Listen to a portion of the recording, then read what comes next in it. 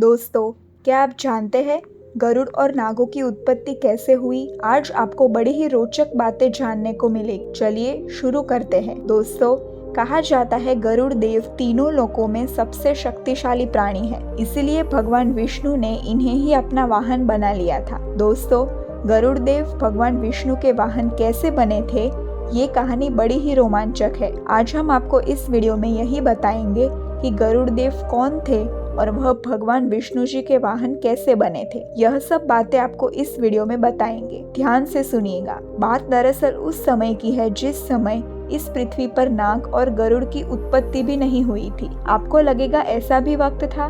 चलिए बताते हैं। पूर्व काल में महर्षि कश्यप की कई पत्नियां थी। उनमें से 2 पत्नियों के नाम थे विनता और कद्रु। महर्षि की ये दोनों पत्नियां आपस में सगी बहनें होकर भी एक दूसरे से शत्रुओं की तरह बैर रखती थी। दोस्तों, एक बार कश्यप जी की पत्नी कद्रु ने उनसे 1000 बलवान नागपुत्रों को जन्म देने की इच्छा प्रकट की थी। जब विनता ने ये सुना तो उसने भी कश्यप जी से सिर्फ 2 ऐसे पुत्रों की इच्छा व्यक्त कर दी जो कद्रु के 1000 पुत्रों से भी ज्यादा पराक्रमी और बलवान हो। पुत्रों की इच्छा व्यक्त करने के बाद वह दोनों बहनें गर्भवती हो गई। फिर समय आने पर अपनी इच्छा अनुसार कद्रु ने 1000 अंडे दिए और विनता ने 2 अंडे दिए। कुछ समय के बाद कद्रु के अंडे फूटे तो उसमें से तक्षक, शेषनाग और वासुकी सहित 1000 बलशाली बड़े बड़े नाग उत्पन्न हुए। परंतु विनता के दोनों अंडे काफी समय तक नहीं फूटे। तभी विनता के पुत्रों के उत्पन्न होने में देर होती देख एक दिन विनता की धीरज छूट गई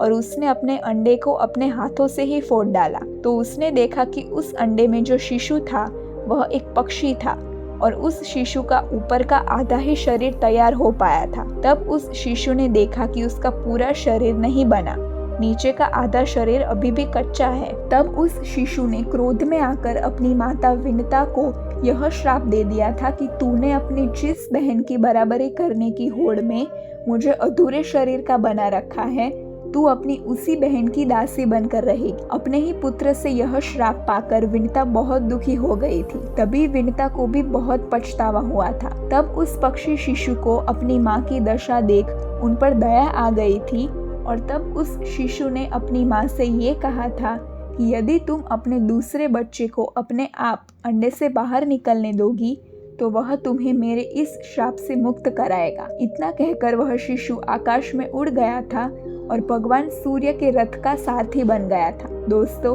विनता के उस शिशु का नाम अरुण पड़ा था। कहते हैं सूर्योदय समय की लालिमा विनता के उसी पुत्र अरुण की ही होती है, इसीलिए प्रातः काल के उस समय को अरुणोदय कहा जाता है। अपने पुत्र अरुण से श्राप मिलने के बाद विनता ने अपने दूसरे अंडे को अपने आप से फूटने का इंतजार किया था और समय आने पर जब वह अंडा फूटा तो उसमें से गरुड़ नाम का एक महाबलशाली पक्षी उत्पन्न हुआ था। दोस्तों, गरुड़ बड़ा ही बलवान और पराक्रमी था। बड़ा होकर उसे जब यह पता चला कि उसकी सौतेली माँ कद्रु ने अपने नागपुत्रों के साथ मिलकर धोखे से उनकी माँ विनता को अपनी दासी बना लिया था तो उसे बड़ा दुख हुआ था। तब गरुड़ ने नागों और उसकी माँ कद्रु से ये कहा कि मैं तुम्हारे लिए ऐसा क्या करूं जिससे तुम मेरी माँ को अपनी दासता से मुक्त कर दो। तब नागों ने गरुड़ से कहा कि यदि तुम हमारे लिए स्वर्ग से अमृत कलश ला दो तो हम तुम्हारी माता को अपनी दासता से मुक्त कर दें। दोस्तों,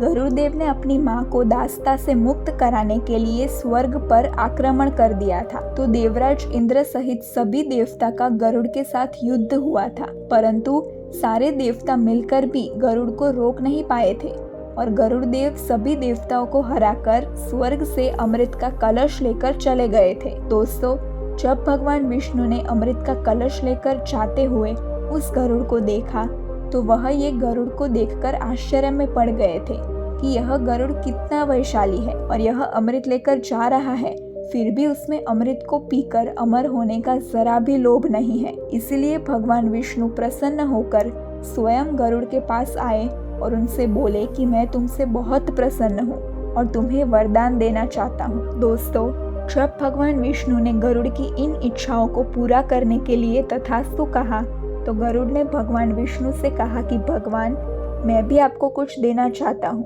आप कुछ भी मांग लीजिए। तब गरुड़ की यह बात सुनकर भगवान विष्णु ने कहा कि तुम मेरे वाहन बन जाओ। तो दोस्तों, गरुड़ देव का जन्म इस प्रकार हुआ था और वे इस तरह भगवान विष्णु के वाहन बने थे। दोस्तों, बलवान गरुड़ की और नागों की उत्पत्ति की ये कहानी आपको कैसी लगी यह भी बताइए। दोस्तों, नागों की और भी रहस्यमय कहानियां हैं जो हम आपको सुनाएंगे। प्राचीन शास्त्रों की ऐसी अद्भुत बातें जानने के लिए हमारे चैनल फैक्ट्स विद हिस्ट्री को सब्सक्राइब कीजिए। धन्यवाद।